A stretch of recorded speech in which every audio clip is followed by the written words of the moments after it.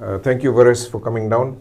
Nice to meet you. Tell us what you do and where are you from? Oh, I am Latali Vares from Cameroon, and I am a food technician. So I do everything from food processing, food preservation. And today I just met with Harish, and he wanted us to discuss about a very concerning matter. So Yeah, I came across a number of. Rwanda has become famous for exporting chilies, dry chilies, red chilies, and but they're not getting premium prices. What is happening is that the chilies, you get premium prices in the Far East markets, because they have this hot pot culture, where you put your meat or whatever in a boiling pot in front of you.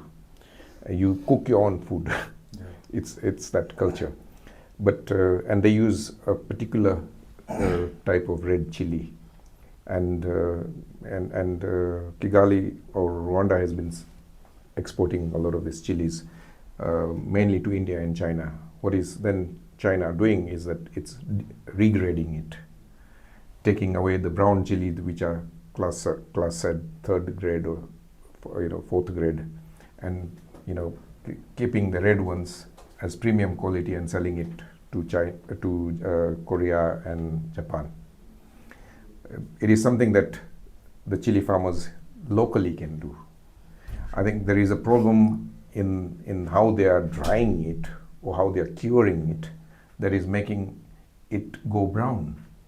I don't know the science behind it, but if the Chinese or other producers can maintain the color, the red color of the chili, and get paid premium prices, why should Rwanda be left out? yeah, sure. Rwanda, and they are already dry chilies. It just there is no preservative required. No, nothing is required. They could the Chinese are vacuum packing it, grading it, vacuum packing it. The Rwandese can do that. You've been in packaging, so tell us about what entails in vacuum packing. Okay. So first of all, to start with, the browning process starts from the harvesting.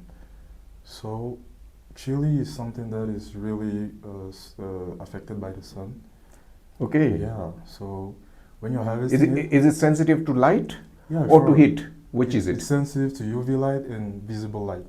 So UV light and visible light kind of cause some breakdowns in we call them like polyphenols. Okay. Yeah, it causes some breakdowns and it starts changing the color. So from the point of harvest, there's kind of like a degrading that already starts. So as soon as it is off the plant, or Exactly. the process of degrading it. Already starts from that point in time. Okay.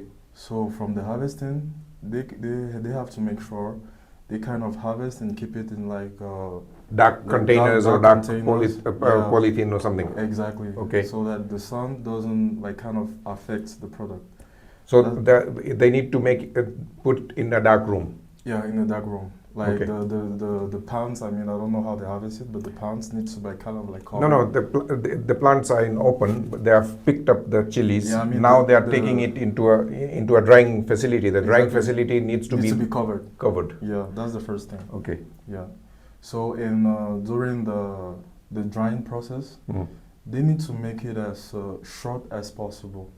So they need to shrink down The drying process. So Yeah. if they need to get to 6% humidity, Yeah. they need to get that instead of waiting for a week or 2 weeks. Exactly. They can do that like in 2-3 days. Okay. Yeah. So because we have a common misconception about drying. Drying is not mostly a problem. Heat is not the heat is not the main. No, temperature is not the issue. Yeah, temperature is not the issue. The main issue about drying is ventilation. Okay. So we can do that like at the room temperature, but it needs like some very good ventilation.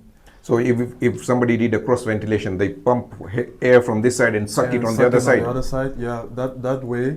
Because what happens is that as much as the chili is liberating like water, it needs like ventilation to. So as soon as the water comes out of Comes the out, of the exactly. carcass of the chili, Yeah. it needs to be blown away It needs to be blown away for the drying process to go out to shrink. to shrink very fast. Okay. Exactly. So it's not about the heat; it's Mm. more about the ventilation. Okay. That is the second thing, because when the drying process is too long, Mm. with the water inside, Mm. it gives room for the microorganisms inside to So use the fungus, bacteria, water. Exactly. there'll be And mold. There'll be mold and there'll be browning, Uh-huh. like because water is the microorganism that are responsible for the Yeah, browning. everything lives on water. Exactly. Okay. So the water is like a medium for them to continue to thrive. Yeah. That's the first thing, and the second thing is the heat. Mm. The heat doesn't need to be very high because it is not even good for the aroma of the chili. So the aroma is also affected by temperature. Yeah, the aroma is also affected by temperature. So If the you- smell of the chili Yeah, or the taste of the exactly. chili. If you even realize it, if you raise the temperature very high, like the whole home is going to smell chili. That's the aroma of the chili that is leaking out. Okay. So at the end of the day, when the drying process finishes, Mm. the chili will not have as much as aroma as you will want to, Mm. and it will not be as much as like The intensity, spicy. the heat intensity Yeah. will go down. We go down a little bit. Okay. So you need to shrink the drying process as much as possible to make it as short as possible to preserve most of the spicy taste and Okay. the aroma of it. Mhm. That's the And thing. also the color. And also the color, Yeah, effectively. because the color is what Yeah. is giving them the premium prices. Effectively. But also, I didn't realize that also the intensity of the heat. The intensity of the heat is really critical too. Yeah. So Yeah. the taste, the spiciness, The spiciness, the heat of the exactly. chili, Yeah. not the temperature. Not the temperature. Okay. And the third thing is the conservation. So when you vacuum pack it, Mm. it from then, even when vacuum packed, even when dried and vacuum packed, it is still sensitive to light. So you should also package it back again in a dark Exactly, container. In a dark container. So all the process should take place inside a closed environment Mhm. until the packing. So immediately it's inside the box. Once it is boxed, also it should be in a dark box yeah, or something. in a box, like in a carton box, is Yeah. okay. Mhm. So when it's inside the carton box, then you can send it out and it can be. So Send like out, like we have in the cold chain, you know, in refrigeration, you need to Exactly. maintain the cold chain. If it Exactly. goes about a certain temperature, if it is exposed to more light, Yeah. if it is exposed to more temperature, Mm. then the quality will deteriorate. The quality will deteriorate. There's some kind of damaging that the light, Hmm. it kind of affects the product by then. It is a solution that all chili farmers and exporters in Rwanda need, and not only in Rwanda but the whole of Africa. Yeah, sure. Can you provide these solutions? Can you become the solution provider? Oh, sure. There are some solutions provided. You know, when you already know the problem, Yeah. there's surely a way to solve it. Like Yeah, as I've already in said. engineering, they say that identifying the problem is 90% of the work. Exactly. Fixing it is only 10%. It's only 10%. Yeah.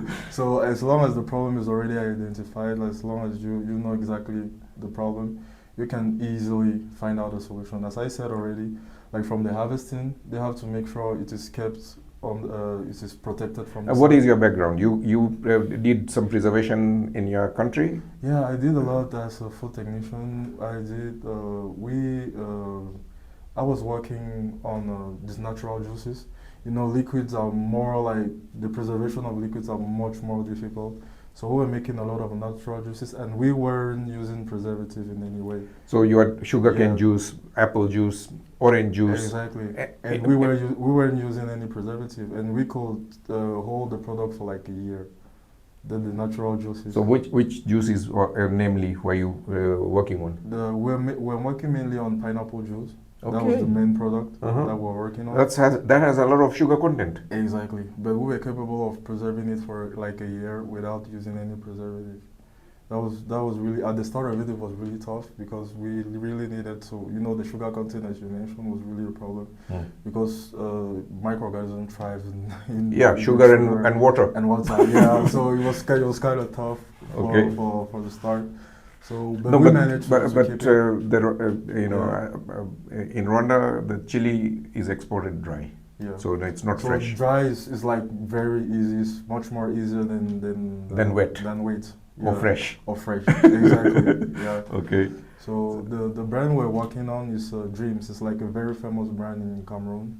Uh-huh. The name of The juice is Dreams. Okay. So it's very famous in Cameroon. I mean, if you go to any website. West Africa. Yeah. Okay. If you go to any website and you type Dreams Cameroon, I think you're gonna find the product right there. Okay. It's all across. But also, markets. you know, Rwanda can do the same. Yeah. You know, Rwanda has also a lot of fertile land, a lot of fruits. Exactly. You know, that go bad if they are not processed.